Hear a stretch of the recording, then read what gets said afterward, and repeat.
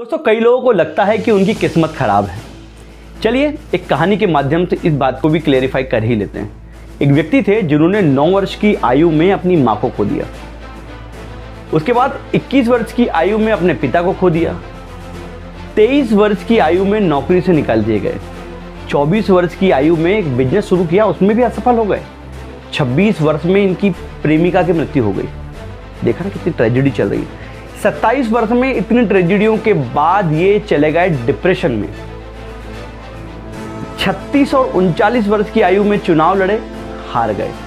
उसके बाद सीनेट चुनाव लड़े, 45 वर्ष की आयु में उसको भी हार गए।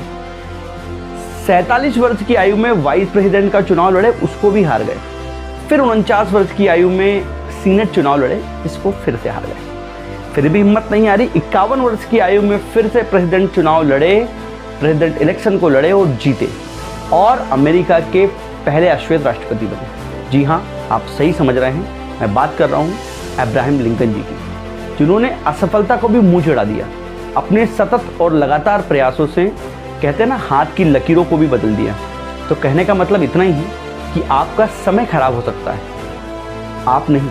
अपने प्रयासों को बंद मत कीजिए, सही दिशा में सतत प्रयास करते रहिए। सफलता निश्चित ही आपकी कदम चूमेगी।